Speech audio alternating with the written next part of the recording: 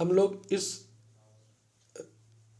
Video में बात करेंगे 1857 रिवोल्ट से रिलेटेड जो बुक्स लिखी गई हैं, प्लस साथ ही साथ उस रिवोल्ट को लेकर विभिन्न राइटर्स ने जो अपने पर्सपेक्टिव दिए हुए हैं, अपने व्यू दिए हैं उसके बारे में कि 1857 के रिवोल्ट कैसे था और वो किस नज़रिए से उस रिवोल्ट को देखते हैं। तो शुरुआत करते हैं। सबसे पहले हम लोग पढ़ते हैं बुक्स और आथर। तो सबसे पहली बुक जो थी वो है द ग्रेट रिवेलियन।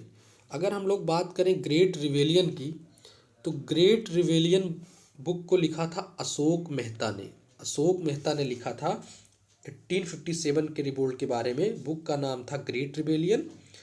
सेकेंड हम लोग आते हैं तो इस 1857 के रिवोल्ट के बारे में वी.डी. सावरकर ने अपनी बुक लिखी थी जिसका नाम था फर्स्ट वार ऑफ इंडिपेंडेंस। ऐसे एग्जाम में पूछ लिया जाता है कि first war of independence book के आथर कौन थे, तो आपको 4 ऑप्शन रहेंगे, उनमें से आपको मतलब सर्च करना होगा या फाइंड करना होगा कौन सा सही जवाब है। थर्ड हम लोग आते हैं 1857। 1857 की बुक किसने लिखी थी? एस.एन. सेन ने। और एक पॉइंट के लोग आप लोग ध्यान दीजिएगा कि एस.एन. सेन को ही अगर एग्जाम में पूछता है कि official historian of Indian freedom struggle, Indian freedom struggle के ऑफिशियल हिस्टोरियन कौन थे, तो वो भी एस.एन. सेन थे। ये एग्जाम में पूछा गया है बीपीएससी और यूपीपीसी जैसे एग्जाम में, तो ये भी आप ध्यान देंगे। फोर्थ हम लोग जानते हैं कि sepoy mutiny and revolt of 1857 नामक बुक। कौन सी book? Sepoy mutiny and revolt of 1857। तो इस बुक को लिखा था आर.सी. मजुमदार ने। नेक्स्ट हमारा है द हिस्ट्री ऑफ इंडियन मुटनी। इस बुक को लिखा था एक इंग्लिश राइटर ने, चार्ल्स बाल ने। और अब नेक्स्ट जो है वो है द लास्ट मुगल। इस बुक को लिखा था विलियम डैरिल पल। विलियम डैरिल पल। किसने लिखा था? विलियम डैरिल पल ने लास्ट मुगल। हम लोग अपने नेक्स्ट बुक्स पे आते हैं। अगली बुक है the cause of the Indian revolt. जो 1857 के रिवोल्ट था उसकी बुक का टाइटल था the cause of the Indian revolt. इस बुक को लिखा था सर सैयद अहमद खान जी ने। नेक्स्ट बुक है तात्या तोपेज ऑपरेशन रेड लोटस। वाह! इसको लिखा था पराग तोपे ने। नेक्स्ट हमारी बुक है द इंडियन मुटनी 1857। इसको लिखा था साउल डेविड ने। साउल डेविड ने कौन सी बुक लिखी थी? The Indian mutiny 1857।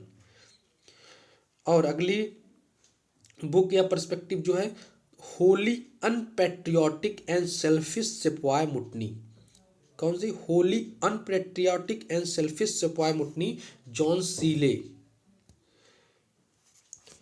और एक स्टेटमेंट था, ये बुक नहीं है लेकिन एक स्टेटमेंट था जो ह्यूज रोज ने कहा था, हग रोज ने कहा था कि Lakshmibai was the only man among rebels. किसने कहा था? हग रोज ने। तो ये बुक नहीं थी, एक स्टेटमेंट दिया गया था ह्यूज रोज या हग रोज, जो आप पढ़ना चाहें पढ़ लीजिए। उसको उन्होंने बोला था Lakshmibai was the only man among the rebels. तो ये हो गई हमारी बुक्स और उनके आथर जो कि 1857 के रिवोल्ट से रिलेटेड हैं। अब आते हैं हम लोग देखते हैं कि 1857 के रिवोल्ट के बारे में नेचर जो था उसके बारे में किन राइटर ने अपना क्या व्यू रखा है, क्या पॉइंट ऑफ व्यू है। जनरली क्वेश्चन में आ जाता है कि सैयद अहमद खान या सिपाही मुटनी इनमें से किस के व्यू से नहीं था, या नेशनल वार ऑफ इंडिपेंडेंस था 1857 का रिवोल्ट किस राइटर के व्यू से। तो इस तरह के क्वेश्चन को डील करने के लिए आप लोगों को ये नॉलेज होना चाहिए। तो अगर हम बात करें सिपाही मुटनी की, तो सिपाही मुटनी को जो लोग 1857 रिवोल्ट को सिपाही मुटनी मानते थे कि एक सैनिकों का विद्रोह है, ये इंडिपेंडेंस का वार नहीं है, ये आज़ादी की लड़ाई नहीं है, बल्कि सैनिकों का अपना लोकल प्रॉब्लम को लेकर, जैसे कि मैंने बताया है अपने वीडियो में कि आटा में बोन डस्ट मिलने के कारण और जो इनफील्ड राइफल इंट्रोड्यूस हुए उसको लेकर था। तो उस व्यू से कौन कौन राइटर हैं जो इस रिवोल्ट को देखते हैं, तो सबसे पहले इनमें से थे Syed Ahmad Khan, Munshi Jeevanlal, Durgadas Bandopadhyay, Stanley, John Lawrence, John Seeley, Malleson, R C. Majumdar. तो ये राइटर थे जो 1857 को रिवोल्ट को एज अ सिपाही मुटनी देखते हैं। अब हम बात करें अपने उन राइटर्स की जो 1857 के रिवोल्ट को नेशनल वार ऑफ इंडिपेंडेंस की नज़र से देखते हैं। तो इनमें आपके थे Benjamin Disraeli, Karl Marx, B D. Savarkar, K M. Panikkar, Ishwari Prasad, A L. Srivastava, Tarachand. ये राइटर्स 1857 के रिवोल्ट को नेशनल वार ऑफ इंडिपेंडेंस की तौर पे देखते हैं। तो ये तो हो गया नेचर ऑफ रिवोल्ट। अब हम लोग देखते हैं अदर कुछ व्यूज़ क्या हैं 1857 के रिवोल्ट को लेकर। तो अगर हम बात करें अदर व्यूज़ की, तो सबसे पहले बात करते हैं मेडले साहब की।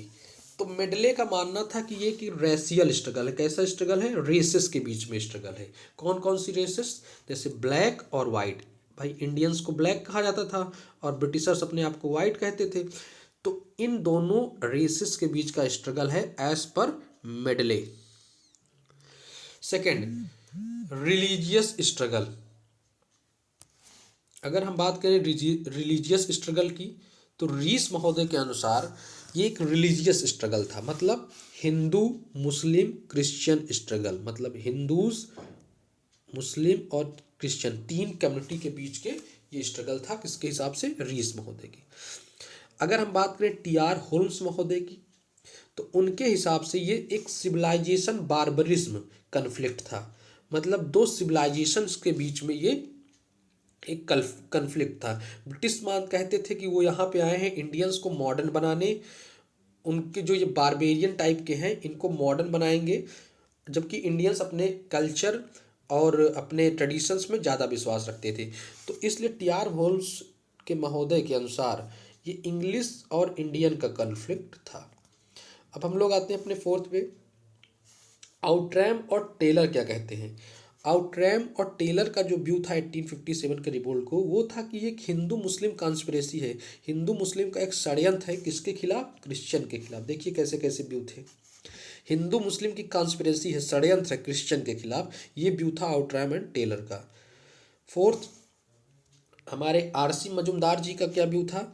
उन्होंने कहा कि ये ना तो फर्स्ट था, ना तो नेशनल था, ना वार ऑफ इंडिपेंडेंस था। उनके हिसाब से ना ये नेशनल वार ऑफ इंडिपेंडेंस नहीं था, मतलब ये आज़ादी की लड़ाई नहीं थी, और ना ही ये पहली आज़ादी की लड़ाई थी। तो ये था हमारे आर.सी. मजूमदार जी का व्यू। अगर हम बात करें एस.एन. सेन के व्यू को, तो एस.एन. के व्यू ये था कि what began as a fight for religion ended as a war of independence. उनका व्यू ये था कि 1857 का रिवोल्ट जो हुआ वो रिलीजन के पर्सपेक्टिव से, वही रीजन कि जो कार्ट्रिजेस के ओपन जो किया जाता था माउथ से, बीटन ऑफ माउथ, और जो बोन डस्ट को मिला दिया गया था आटा में, उसको लेकर। तो उनको लगा कि लोगों को, जो सोल्जर्स थे ब्रिटिश आर्मी में, इंडियन सोल्जर्स, उनको लगा कि उनका रिलीजन जो है वो खतरे में। और साथ ही साथ ब्रिटिश भी कई जगह पे जो लोकल ट्रेडिशंस और कस्टम्स था इंडियंस का, जो उनके कल्चर थे, उसमें भी इंटरफियर करना शुरू कर दिया था। तो शुरुआत इसकी एक रिलीजन के लिए फाइट हुआ, लेकिन अंत इसका क्या हुआ?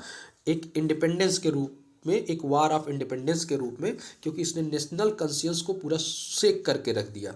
तो ये व्यू था एस.एन. सेन जी का। मार्क्सिस्ट साहब का, मतलब मार्क्सिस्ट व्यू क्या था कि soldier peasants struggle against foreign imperialism and indigenous landlordism. तो मार्क्स जी जो आइडियोलॉजी के थे, मार्क्सिस्ट आइडियोलॉजी के, उन लोगों का व्यू था कि पीजेंट ने, मतलब किसान ने, गरीब किसान ने स्ट्रगल किया किसके खिलाफ? इम्पीरियलिज्म के खिलाफ। और जो लैंडलॉर्ड लोग थे, जो अत्याचार होता था जमींदार्स के द्वारा उनके ऊपर, जो उनकी ज़मीनों को हड़प लिया जाता था, उसके खिलाफ। और फॉरेन विदेशी इम्पीरियलिज्म के खिलाफ जवान किसान, सोल्जर पीजेंट्स का स्ट्रगल था फॉरेन इम्पीरियलिज्म के खिलाफ। तो ये तो था हमारा अगला। तो इसी के साथ मैंने पूरा बता दिया आपको इस लेक्चर में कि हमने क्या क्या पढ़ा। बुक्स और आथर्स पढ़े, बुक्स और आथर्स पढ़े। उसके साथ ही साथ नेचर ऑफ रिवोल्ट पढ़ा, 1857 के बारे में क्या क्या व्यू थे किसके, और अदर व्यूज जो थे उसको पढ़ा। तो ये था। अगर आपको इन सब की PDF चाहिए, जो मैंने जितने भी वीडियोस अपने यूट्यूब चैनल पर हिस्ट्री के या ज्योग्राफी के अपलोड किए हैं, तो उसके लिए आप मेरे Telegram channel PCS hub PCS hub